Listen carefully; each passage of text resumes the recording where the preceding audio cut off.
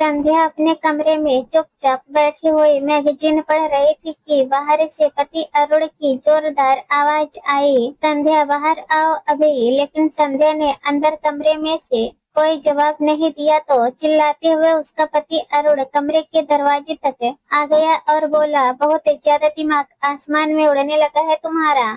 ऐसे दिमाग को ठीक करना बहुत अच्छे से जानता हूँ मैं। अभी के अभी बाहर निकलो, नहीं तो खींचते हुए ले आऊंगा।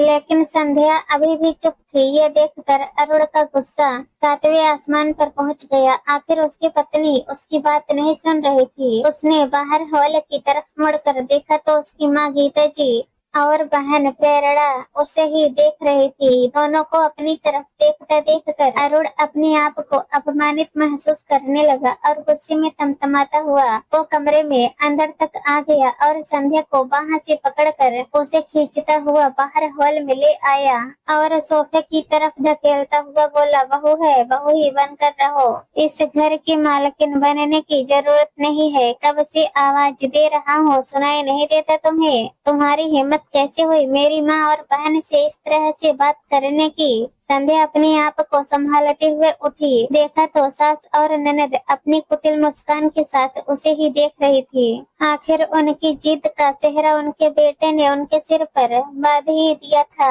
अपनी पत्नी की बात सुने बिना आखिर उनके कहे में आ ही गया था। संध्या ने अपना दुपट्टा सही किया और फिर अरुण से कहा, क्या बात है अरुण, क्यों चिल्ला रहे हो? संध्या को इतनी शांति से बात करते हुए देखकर अरुण और ज्यादा गुस्से में आ गया। वो लगभग जोर से चीखते हुए बोला, कैसी बेशर्म औरत हो तुम?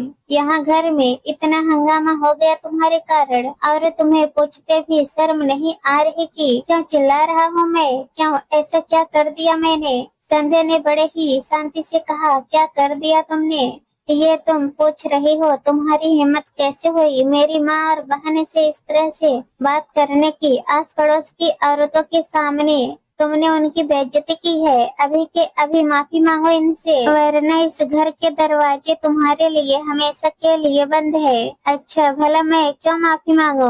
उन पड़ोस की औरतों के सामने ये दोनों मेरे माता पिता के बारे में कितनी बेहूदी बातें कर रही थी। उन्हें जाहिल गवार पता नहीं क्या क्या कह रही थी। वो नहीं बताया इन्होंने तुम्हें?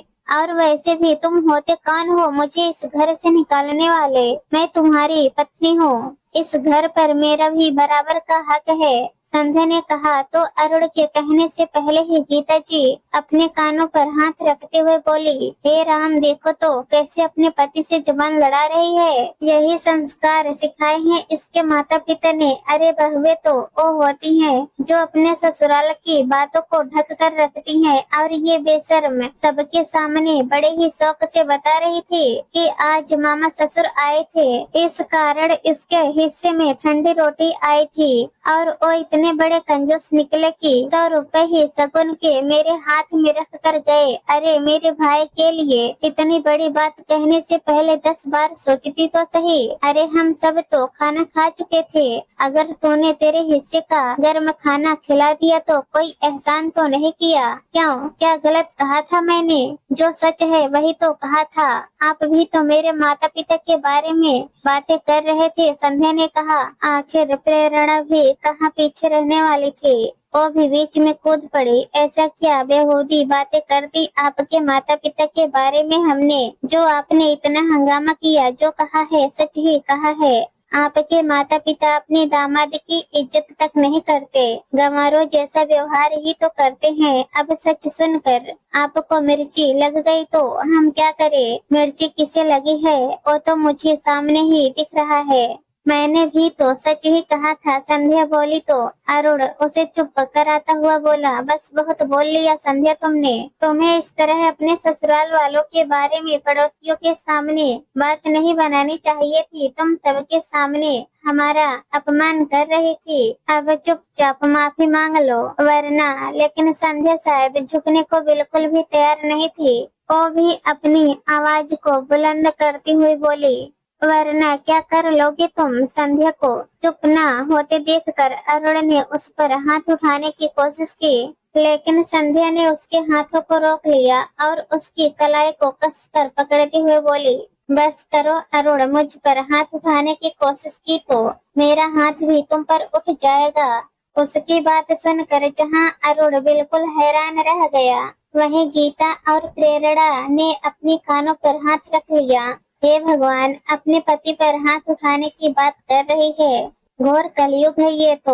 प्रेरणा के कहते ही गीता जी ने बोलना शुरू किया। एक तो अपने ससुराल वालों का सबके सामने अपमान करती है, ऊपर से ठक से तो ऐसे दिखाती है जैसे हमें खरीद लिया हो। क्या गलत कह दिया हमने तेरे मायके वालों के बारे में? अपने दामाद की ऐसी आवभगत कौन करता है? खाने में रोटी सब्जी बना कर खिला दी और 1100 रुपए का शगुन थमा कर विदा कर दिया। हाँ और तो और ऊपर से दामाद से घर का काम भी करवाया और कोई नहीं था आसपास में जो अपनी दवाई भी दामाद से मंगवाई, ऊपर से उसके पैसे भी नहीं दिए। प्रेरणा ने भी कहा।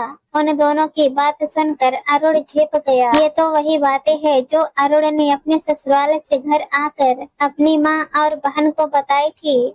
वो तो अक्सर हर बात आकर घर पर बता देता था, पर उसे तो बिल्कुल भी अंदाजा नहीं था कि उसकी माँ और बहन इतनी छोटी छोटी बातों का तिल का ताड़ बना देंगी। और आज इतनी छोटी सी बात पर हंगामा हुआ। उसने संध्या की तरफ देखा तो वो गुस्से से उसे देख रही थी। अरुण को अपनी तरफ देखता देखकर संध्या बोली, सुन लिया तुमने? पिछले 1 साल से बर्दाश्त कर रही हूँ मैं ये सब। अब जाकर मैंने अपनी जबान खोली है, क्योंकि अब मुझसे बर्दाश्त नहीं हो रहा। तुम्हें कब से समझा रही थी मैं कि सोच समझ कर बोलो। बहू के मायके की छोटी सी छोटी बातों को भी पकड़ा जाता है, लेकिन नहीं, मेरी माँ है, मेरी बहन है, वो लोग ऐसी नहीं है। अब क्या हुआ? क्या सिर्फ बहू की जिम्मेदारी थी ससुराल की बातों को ढक कर रखने की? तुमने कौन सी बातें ढक कर रखी? तुम तो मेरे मायके में क्या क्या हुआ, क्या खाया, क्या पिया, क्या दिया, सब कुछ सारी बातें बता देते हो।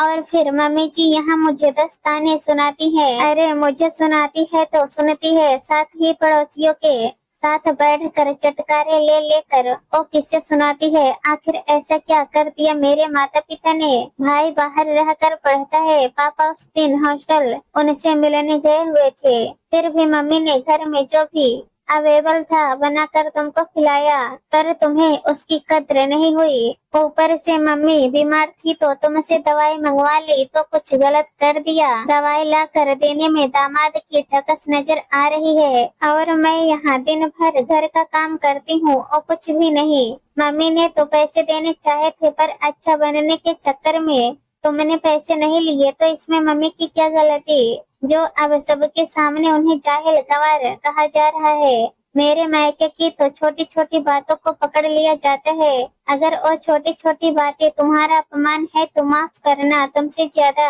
अपमान तो मेरा इस घर में होता है और हर रोज होता है। मेरी आज जबान खोलने से इतना हंगामा हो गया कि तुम मुझे कमरे में से खींच कर यहाँ लेकर आ गए। मम्मी जी तो अपने भाई के बारे में इतना सा भी बर्दाश्त नहीं कर पाई, तो मुझसे क्यों उम्मीद करते हो कि मैं बर्दाश्त करूं?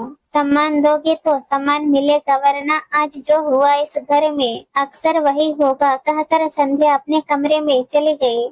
अरुण ने गीता जी और प्रेरणा की तरफ देखा तो गीता जी बोली, देख कैसी बात करके गई है, कितनी तेज है तेरी पत्नी, तमीज नहीं सिखाई इसके माता पिता ने? उनकी बात सुनकर अरुण बोला, माँ कुछ चीजें सोच समझ कर बोलनी चाहिए। अगर बहू 1 साल बाद बोली है तो जाहिर सी बात है कि हमने उसे बोलने पर मजबूर किया है। मुझे नहीं पता था कि इतनी छोटी छोटी बातें तिल का ताड़ बन जाती हैं, कहकर अरुण भी कमरे में चला गया। दोनों सास और ननद अपने अपने कमरे में जाकर बैठ गई, लेकिन अब अरुण इस बात का पूरा ख्याल रखता था कि वो संध्या के मायके की बातें आकर घर पर नहीं बताता था।